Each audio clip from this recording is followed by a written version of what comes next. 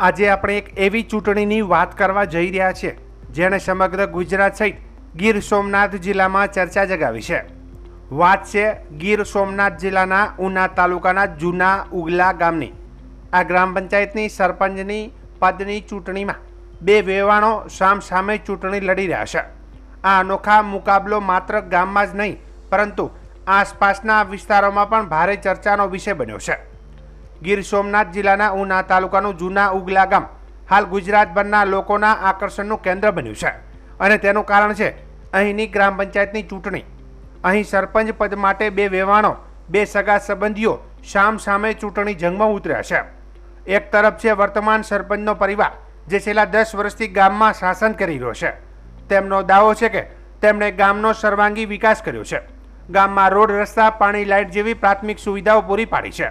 આથી ગામ લોકો અમને મત આપીને ફરી વખત શાસન ધુરા અમને સોંપશે. તો બીજી તરફ તેમની સામે ચૂંટણી લડી રહેલા તેમના જ વેવાણ, તેમનો દાવો કંઈક અલગ જ છે. તેમનું કહેવું છે કે છેલ્લા ઘણા વર્ષોથી વર્તમાન સરપંચના શાસનમાં ગામનો વિકાસ થયો નથી. રોડ, રસ્તા, લાઇટ, પાણી અને ગટરની વ્યવસ્થા જ નથી. તેમણે આક્ષેપ છે કે રોડના કામમાં ભ્રષ્ટાચાર થયો છે, જેને કારણે રોડ તૂટી ગયા છે અને જ્યાં જુઓ ત્યાં પાણીના ખાબોચિયા ભરેલા જોવા મળે છે. આ ગામમાં છેલ્લા ઘણા વર્ષોથી વિકાસ અટકી ગયો છે. રોડની હાલત એટલી ખરાબ છે કે ચાલી પણ નથી શકાતું. લાઇટ, પાણી, ગટરની કોઈ વ્યવસ્થા નથી. રોડના કામમાં મોટો ભ્રષ્ટાચાર થયો છે. ગામના લોકો પરેશાન છે અને પરિવર્તન ઈચ્છે છે. જૂના ઉગલા ગામમાં આ બંને વેવાણો સરપંચ પદને લઈને ચૂંટણીમાં સામસામે આક્ષેપ પ્રતિ આક્ષેપ કરી રહ્યા છે. આ ચૂંટણી રસપ્રદ એટલા માટે બની છે કે નજીકના જ કુટુંબીઓ જ ચૂંટણીમાં સામસામે ઊભા છે. ગામના લોકો પણ આ ચૂંટણીમાં નવાજૂની કરવાના મૂડમાં હોય તેવું લાગી રહ્યું છે. ખાસ કરીને યુવા ટીમ આ વખતે નવા ચહેરાઓને ચૂંટવાના મૂડમાં જોવા મળી રહ્યું છે. જોકે નજીકના કુટુંબીઓ સામસામે ચૂંટણી લડી રહ્યા હોવાથી સામાન્ય લોકો પણ ખુલીને વાત કરતા આંચકાય છે. ગામ લોકો કહી રહ્યા છે કે અમે તો ઈચ્છીએ છીએ કે ગામનો સાચો વિકાસ તેને જ મત આપીએ, યુવાનોને નવી દિશા મળે તેવું કામ થાય. જોકે બે વેવાણો છે એટલે થોડું મુશ્કેલ છે કે ખુલીને બોલવું, પરંતુ બધા જ આક્ષેપ પ્રતિ આક્ષેપો વચ્ચે એક વાત એવી છે કે જેના પર જૂના ઉગલા ગામના સરપંચ પદના બંને વેવાણો સહમત છે. અમે ભલે સામસામે ચૂંટણી લડીએ, લોકો જેને મત આપે તે જીતશે, પરંતુ અમારા કૌટુંબિક સંબંધો સારા જ રહેશે. ચૂંટણી તો આવતી જતી રહેશે, સંબંધો તો જીવનભરના છે.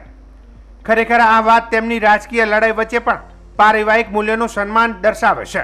સામે અમારા વેવાણ છે અને મારા પત્ની બે સામે સામે લડે છે. અમારું કુટુંબ છે, પણ ગામમાં મેં વિકાસ કરેલો હોય, અંદર 10 વર્ષ હું સરપંચમાં રહેલો માણસ છું ને મારે કામ થોડા કરવાના બાકી છે. હજી મારો વિચારધારા એવી છે કે ગામમાં મેં નક્કી કરેલા કામ છે મારે કરવાના છે, એટલે મેં સરપંચ પદ ઉપર મારે લડવાની ફરજ બની છે.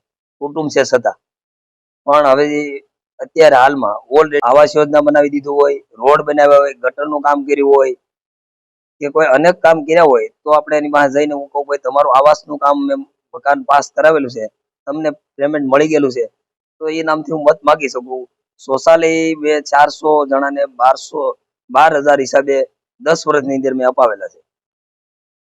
સામે ચૂંટણી લડે છે તો તમારે કૌટુંબિક કોઈ મતભેદ કે પ્રશ્ન ઉભો થાય એવું લાગે છે? ના, એવું તો કશું છે નહીં, કારણ કે આ જે ઇલેક્શન છે એ ગામના વિકાસના મુદ્દાને લઈને છે. ફક્ત ને ફક્ત કોઈ કૌટુંબિક કોઈ મેં ભેદભાવ નથી. અમે ગામના વિકાસને લઈ અને ગામના જે મુદ્દાઓ છે એને લઈ અને અમારી યુવા પેનલ છે એ ઇલેક્શન લડે છે.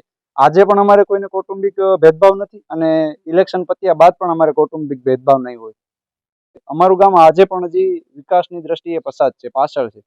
જેની અંદર જોઈએ તો અમારા ગામની અંદર રોડ, રસ્તા, સ્ટ્રીટ લાઇટ, પાણી તેમજ ઘણી એવી અસુવિધાઓ છે જેનાથી અમારું ગામ આજે ઝઝુમી રહ્યું છે. અમારી પેનલ આવશે તો અમે એક તો અમારા ગામની અંદર જે ગલીઓ છે તેને પેવર બ્લોક તેમજ જે મેઇન રોડ છે એને સીસીટીવી એને અમે આરસીસી થી સજ્જ કરશું. ત્યારબાદ અમે અમારા ગામની ગલીએ ગલીએ શેરીએ શેરીએ સ્ટ્રીટ લાઇટ કે જે અમારા ગામની અંદર હાલમાં 6 વાગ્યા પછી અંધારપટ છવાઈ જાય છે એને અમે રોશનીથી સ્ટ્રીટ લાઇટથી મઢી દઈશું.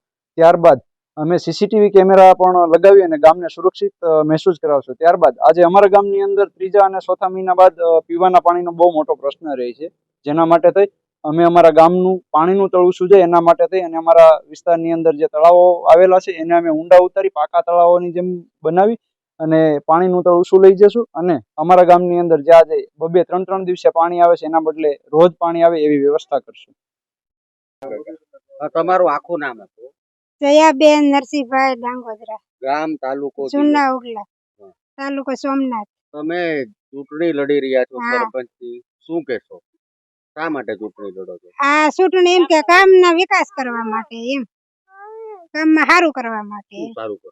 રસ્તા કરશું, પછી નળ નહીં આવતા હોય એને નળ દેવું, સ્મશાન નથી તો ન્યા સુવિધા સારી કરશું. તમારી સામે જ છે સરપંચની ચૂંટણી લડી રહ્યા છે, કોણ છે? એ અમારે વેવાણ છે, તો તેમ કેમ કુટુંબ એટલે અમારે કઈ ભેરભાદ નથી એને હારે, પણ એ આમ કામ બરાબર ને અહીંયા 10 વર્ષ કર્યા એમ, એટલે અમે એને એમ કહીએ કે અમને તમે 5 વર્ષ કરવા ગયો એમ, તો એ એમ કહે કે નહીં એમ, તો અમે એમ કહીએ કે અમારે ચૂંટણી લડવી એમ, તમે ચૂંટાશો તો કેવા કામ? અમે તો સારા કામ કરશું.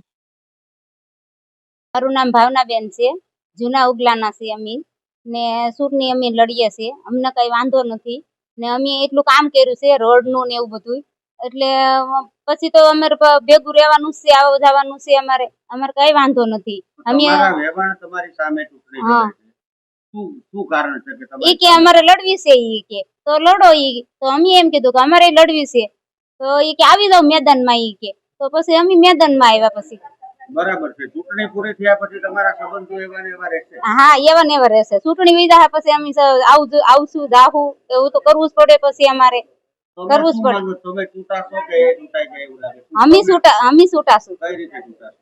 અમે કામ કર્યું છે બધું, શું કામ કર્યા? રોડ કર્યા છે, પછી ઓલા પલોટમાં બધું કામ, લાઇટ નું આ તે બધું કામ કર્યું છે, પછી કોઈને મકાન બનાવી દીધા છે ઓલા પલોટમાં, પછી નિશાળું બનાવી છે, રોડ બનાવ્યા, ભડિયાદન નો રોડ બનાવ્યો, એટલે અમને પબ્લિક દેહે અમને મતદાન, કારણ કે આ લોકો અમને શું કામ કરીને દેહે, વિનુભાઈ અમને કામ કરીને દેહે ને એમ, એટલે અમને તમારા વેવાણ છે એને શું વાંધો છે? એને ઈ શું કહેવા માંગે છે કે એને કયા મુદ્દે ચૂંટણી લડવી છે? ઈ લોકોને હા, ઈ લોકો એમ કે તમે કઈ કામ નથી કરતા, ઈ કે એને તમે કે શું કર્યું, ઈ કે તમે કે રાજકારણ કરો પણ એમાં ઓછું તમે ઓલું કરો, તમે બહુ ઓલું નથી કરતા, ઈ કે એમ કે છે. તો હવે ઈ લોકો કેવું કામ કરે અમે જોઈ લઈએ ને, ઈ લોકો કેવું કામ કરે, ઈ કેવું કામ કરે, ઈ ગામમાં ઈ કે હું આ કરી દઉં ને આ બનાવી નાખું ને હું બેહવાનો ઓલું બનાવી દઉં ને હું બેટ રમવાનું ઓલું બનાવી દઉં, કેવું બનાવે અમે જોઈ લઈએ ને પછી ઈ છૂટાય. તો અમે એવું વિચાર કર્યો છે. નજર સામે છે આ જે છે એ વસ્તુ બધી બરોબર. હવે આ ગામમાં કોઈ બીજો કોઈ જાતનો સુધારો નથી. આજે કેટલા સમયથી આના પોઝિશન 15 વર્ષ કામ કર્યું, 15 વર્ષમાં વધીને કામમાં રફ કામ બધું કર્યું, એમાંય કઈ જમાટ નથી. આ રોડ જે બન્યો એ રફ કામ છે, આ તમારે સામેની જ વસ્તુ છે આ બધી. પછી બીજા નંબરમાં ગામમાં જોઈએ એ સુવિધા નથી. કઈ સુવિધા? બીજા નંબરમાં જે કહીએ કામ એમાંય ભલે ખાય એનો અમને વાંધો નથી, પણ પૂરેપૂરો ખાઈ જવાના આ કામમાંથી. તમને સરકાર ગ્રાન્ટ એટલી બધી આપે તો તમે શું કામ તમે એનો ગેરઉપયોગ કરો છો? તો ગામને કઈક લાભ તો મળવો જોઈએ ને, ગામના કોઈક જાગૃત તો થવો જોઈએ ને. જ્યાં કહેવા જાય અહીંયા એના સામે થાય છે આ વ્યક્તિ, એ સીધો ફોડી નાખે છે. તો આ જ કામ કરવાનું સરકારને. બીજા કે હાલો એટલે નગડિયા છે, છણોસરી છે, નવોગલા છે, પછી ધોકડવા તો સમજો કે સિટીમાં ગણાય, એટલે એ તો આપણે કહી શકીએ નહીં. પણ આ નાના ગામડા છે એ બધામાં સુધારો થયો. તો આ ગામ આજે ફર્સ્ટ નંબરનું ગામ હતું અને આજે છેલ્લી ક્વોલિટીમાં આ ગામને લાવીનાર છે. અમે તો નવી પેનલ, યુવા પેનલ લાવવા માંગીએ છીએ ને કંઈક નવું 5 વર્ષની અંદર કંઈક કામ થાય તો કંઈક ગામ જાગૃત થાય ને કંઈક ગામમાં વિકાસ થાય. બાકી આમાં કઈ વિકાસ થાય એવું અમને ન લાગતું. વેવાણું આમાં લડે તો ફેર પડશે એવું લાગે તમને? ઈ તો હવે એનો પરિચય છે, એમાં હું કઈ નું કહી શકું. વેવાણ સામે છે, ઈ તો એકાબીજા સંબંધ છે, એમાં કઈ ઈ તો થોડોક તો ફેર પડશે જ. તો આને પડશે તો આને થોડોક માર પડશે, પણ છેલ્લે એકાબીજાને ઘર સાંડવાનો વારો આવશે. હવે જોવું રહ્યું કે જૂના ઉગલા ગામના મતદારો કોના પર વિશ્વાસ મૂકે છે અને સરપંચ પદનો તાજ કોના શિરે સજે છે. પરંતુ એક વાત તો નક્કી છે, આ ચૂંટણીનું પરિણામ આવે ત્યાં સુધી આ ગામ ગુજરાતના રાજકીય વર્તુળોમાં ચર્ચાનો વિષય બની રહેશે. તો આ હતી જૂના ઉગલા ગામની અનોખી ચૂંટણીની વાત. હવે જોવું રહ્યું કે 10 વર્ષના શાસન પછી વર્તમાન સરપંચનો પરિવાર ફરી સત્તા મેળવે છે કે પછી તેમના જ વિવરણ પરિવર્તન લાવી શકે છે। અને સૌથી મહત્વની વાત એ છે કે આ રાજકીય યુદ્ધમાં તેમના જ પારિવારિક સંબંધો અકબંધ રહે તે સૌ કોઈ ઈચ્છી રહ્યા છે।